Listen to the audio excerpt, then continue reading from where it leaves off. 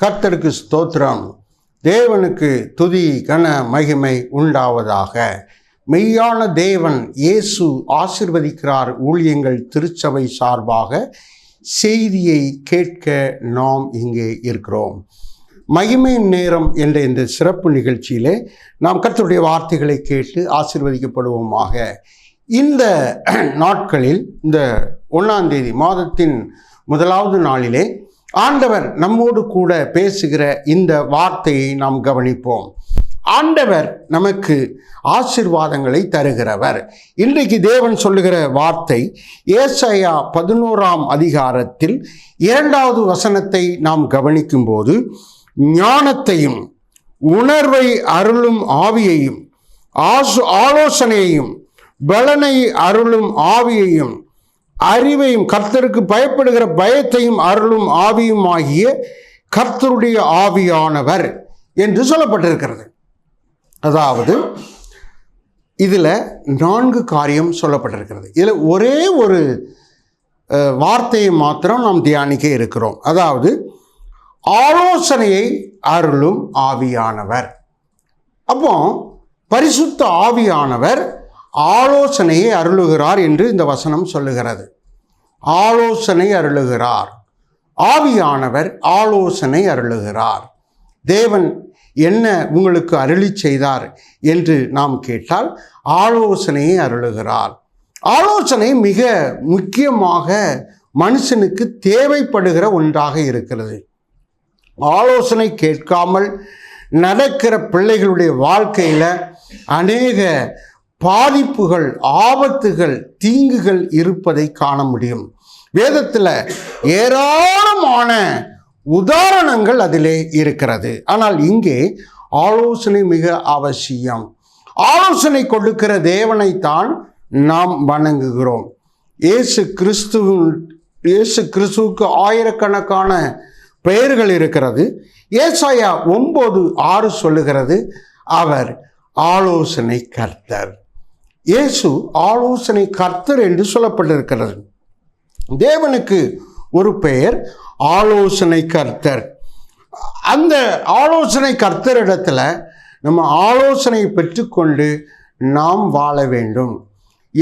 எல்லாருக்கும் ஆலோசனை தேவைப்படுகிறது. யாராயிலும் தன்னில் தானே ஒவ்வொரு காரியத்தையும் செய்துவிட முடியும் என்று சொல்லி யாரும் நினைக்க முடியாது. எல்லா டிபார்ட்மெண்ட்லையும் எல்லா இடத்திலையும் மனிதர்களுக்கு ஆலோசனை மிக அவசியமாக இருக்கிறது.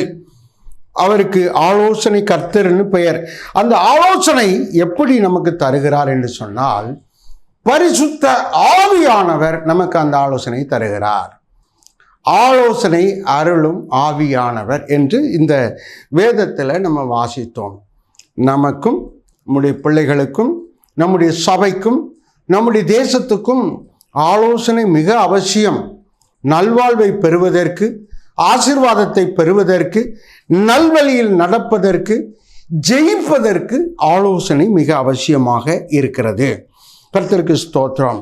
ஆலோசனையை கேட்க வேண்டும். தேவனுடைய ஆலோசனையை கேட்க வேண்டும். தேவன் நமக்கு தருகிற ஆலோசனையை நாம் மறைக்கக்கூடாது. அப்போஸ்தலர் 20:26 சொல்லுகிறது, தேவ ஆலோசனையை நாம் மறக்கவும் கூடாது. ஆண்டவருடைய ஆலோசனை நம்ம இருதயத்திலே வைத்து கொள்ள வேண்டும். அந்த ஆலோசனை நம்மை சரியான வழியிலே நம்மை நடத்தும் என்று இங்கே பார்க்கிறோம். பிரியமானவர்களே, தேவன் இயேசு கிறிஸ்து இந்த ஆலோசனை கேட்டவராக, ஆலோசனைக்கு கீழ்ப்படுகிறவராக இருந்தார். பூமியில் இயேசு கிறிஸ்து மனித அவதாரம் எடுத்து, தேவன் மனித அவதாரம் எடுத்து இயேசுவாய் வலம் வந்தார். 1 வயது முதல் 30 வயது வரைக்கும் குடும்பத்துக்கு, வீட்டுக்கு, பெற்றோருக்கு அடங்கி கீழ்ப்படிந்து நடந்தார். 30 வயதுக்கு பிறகு அவர் ஊழியம் செய்ய ஆரம்பித்தார். ஊழியம் செய்கிற போது கர்த்தருக்கு ஸ்தோத்திரம், நன்றாக கவனிங்க, ஆலோசனையை கேட்டு நடந்தார். என்ன ஆலோசனை வேதத்திலே சொல்லப்பட்டிருக்கிறது. அப்போஸ்தலர் 2ஆம் அதிகாரம் 23வது வசனத்தில் நாம் சிலுவையை பற்றிய ஆலோசனையை அவர் பெற்றுக்கொண்டார். அது மாத்திரமல்ல, லூக்கா 7:30 ஞானஸ்நானம் பெறாதவர்கள் தேவ ஆலோசனையை தள்ளிவிட்டார்கள் என்று எழுதப்பட்டிருக்கிறது. இப்போ ஞானஸ்நானம் பெற்றவர்களெல்லாம் தேவ ஆலோசனையை ஏற்றுக்கொண்டவர்கள், தேவனுடைய சத்தியத்தை ஏற்றுக்கொண்டவர்கள், தேவனுடைய வசனத்தை ஏற்றுக்கொண்டவர்கள், இயேசுவை ஏற்றுக்கொண்டவர்கள், தேவ ஆலோசனைக்கு கீழ்ப்படிந்தவர்கள், ஞானஸ்நானம் பெற்றவர்கள்.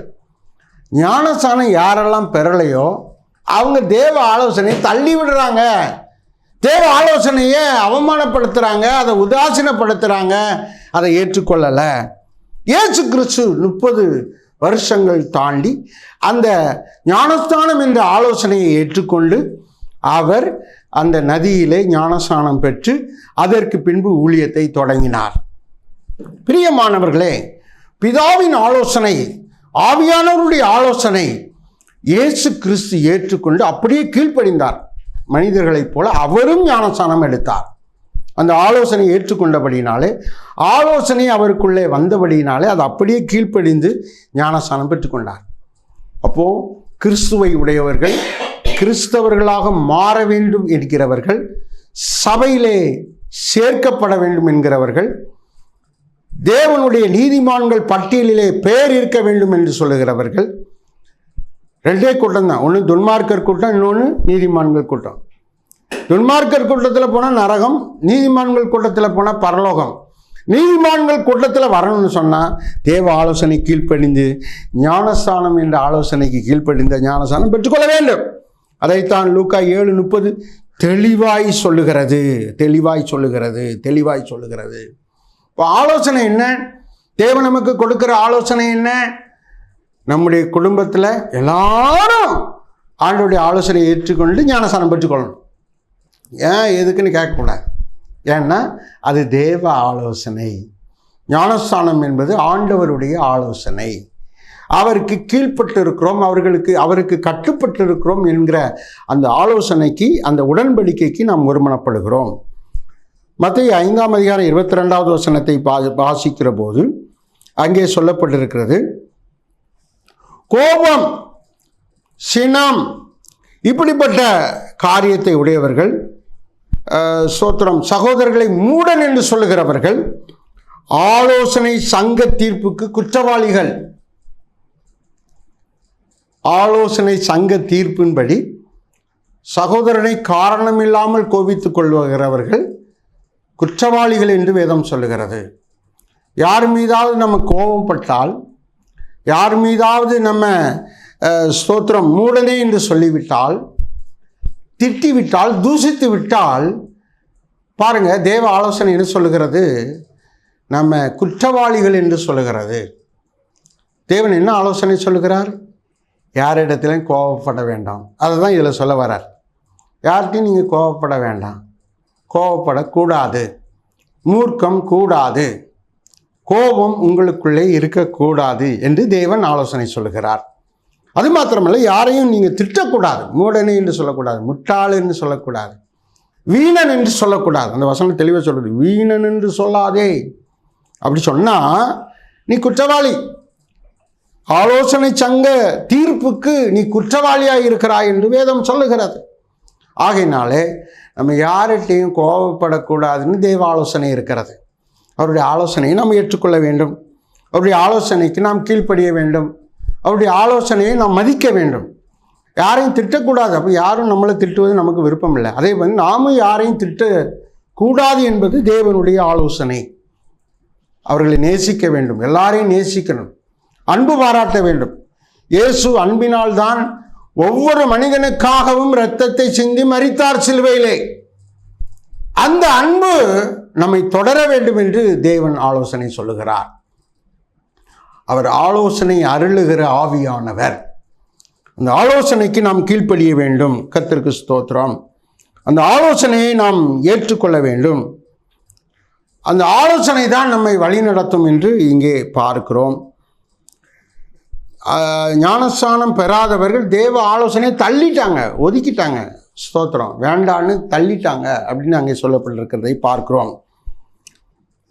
பிரியமானவர்களே, சகரியா 6:13 13 கட்டுவார், ஆளுகை செய்வார், ஆசாரியராக இருப்பார், சமாதானத்தின் ஆலோசனையை தருவார். ஆண்டவர் நமக்கு ஒரு சபையை கட்டுகிறார். அதில் அவர் ஆளுகை செய்கிறார்.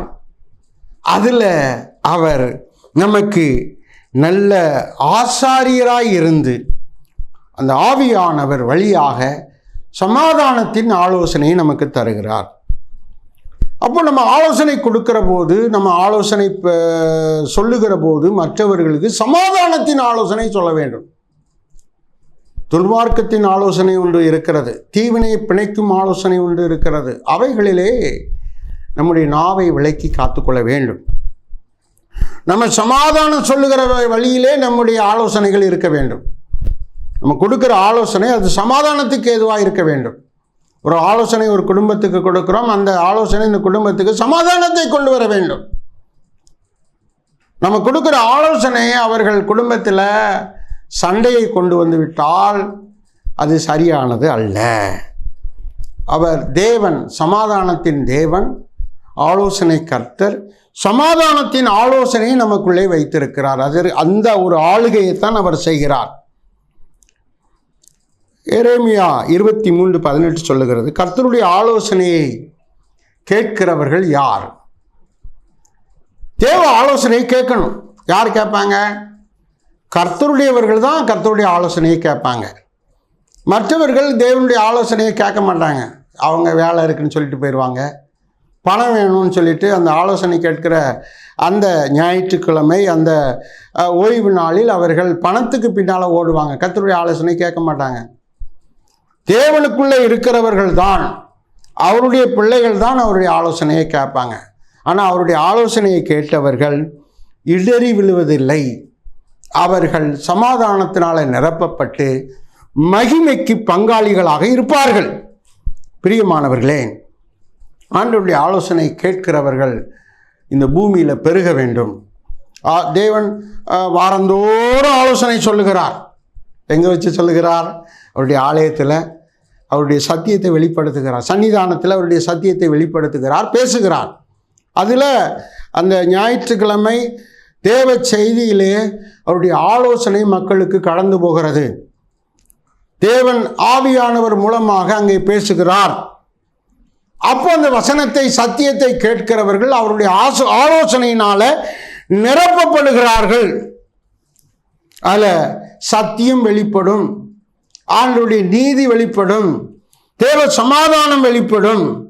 தேவன் ஆலோசனை கர்த்தராக இருந்து நடத்துகிறவராக இருக்கிறார். கர்த்தருக்கு ஸ்தோத்திரம். நீதிமொழிகள் 27வது அதிகாரத்தில் 9வது வசனத்தை நாம் பார்க்கிற போது அங்கே சொல்லுகிறார், ஆலோசனையினால நீங்கள் பாராட்டப்படுவீர்கள். ஆலோசனை கேட்கிறவர்கள் பாராட்டுக்குரியவர்களாகி சந்தோஷ மகிழ்ச்சியினாலே நிரப்பப்படுவார்கள். அப்போ நம்ம நல்ல ஆலோசனையை கேட்கிறவர்களாக இருக்கணும். கெட்ட ஆலோசனை, தீய ஆலோசனை இருக்குது, நல்ல ஆலோசனையும் இருக்கிறது. வேதத்திலிருந்து நீதிமொழிகள் வழியாக நல்ல ஆலோசனை அதிகமாக கொடுக்கப்படுகிறது. நீதிமொழிகள் வழியாக, சங்கீதத்தின் வழியாக நல்ல ஆலோசனைகளை கர்த்தர் மனிதர்களுக்கு, மனுக்குலத்திற்கு, மாம்சமான யாவருக்கும் தேவன் கொடுத்திருக்கிறார். அதை நாம் எடுத்துக்கொண்டு, அதை நாம் சுதந்திரித்து கொண்டு தேவ சமாதானத்தின் ஆலோசனையினால் நிரப்பப்படணும். நல்ல ஆலோசனை கேட்டு நடந்தால் நம்ம குடும்பம் நல்ல வழியில் நடக்கும். சோதனைகளை ஜெயிக்க முடியும். பிசாசின் வழியை விட்டு விலகி ஜீவிக்க முடியும். ஆபத்துக்களிலே நாம் சிக்கிக்கொள்ளாதபடி இருந்து ஆண்டவர் நம்மை மகிழ்ச்சியாய் நடத்த முடியும். ஆலோசனை கேட்கலன்னா ஸ்தோத்திரம், நம்முடைய வாழ்க்கையில் அநேக பிரச்சனைகளோடு வருத்தத்தோடு காணப்பட இருக்கிறது. வழி தெரியாது. தேவ ஆலோசனை நமக்கு வழியை காட்டுகிறதாக இருக்கிறது. உண்மை தெரியாது. தேவனுடைய ஆலோசனை நமக்கு சத்தியத்தை வெளிப்படுத்துகிறதாக இருக்கிறது. தேவன் அப்படித்தான் இந்த ஆலோசனையின் வழியாக நம்மை நடத்துகிறார். முதலில் நாம் வாசித்த வசனம் என்ன? ஏசாயா 11:2 ஆலோசனை அருளும் ஆவியானவர். இந்த மாதத்தில், இந்த வாரத்தில், இந்த நாட்களில், இந்த வருஷத்தில் தேவன் உங்களுக்கு ஆலோசனையை அருளி உங்கள் வாழ்வை சந்தோஷமாகவும் சமாதானமாகவும் மகிழ்ச்சியாகவும் நடத்துவார். ஜெபித்து முடிக்கலாம். நல்ல பிதாவே, உமக்கு ஸ்தோத்திரம். நீ சொன்ன வார்த்தைகளுக்காக நன்றி. ஆலோசனை அருளும் ஆவியானவர் என்ற இந்த செய்தியை நாங்கள் கேட்டிருக்கிறோம். நீர்தான் எங்களுக்கு ஆலோசனை அருளி எங்கள் வாழ்க்கையை நடத்துகிறீர், ஆளுகை செய்கிறீர் என்று நாங்கள் நம்புகிறோம்.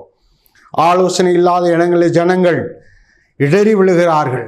தகப்பனே, எங்கள் தேசத்துக்கு, எங்கள் சபைகளுக்கு, எங்கள் குடும்பங்களுக்கு உம்முடைய ஆலோசனை தொடர்ந்து தேவை. தொடர்ந்து எங்கள் தேசம் மேன்மை அடையவும் ஆசீர்வதிக்கப்படவும், எங்கள் தேசம் மக்கள் ரட்சிக்கப்படவும் நீ விசேஷித்த ஆலோசனையை தருவீராக. நம்முடைய ஆலோசனையினாலே எங்கள் தேசத்தை கர்த்தர் காப்பாற்றி, ஆண்டவரே ஸ்தோத்திரம், மகிமையை சுதந்திரிக்க உதவி செய்யும்.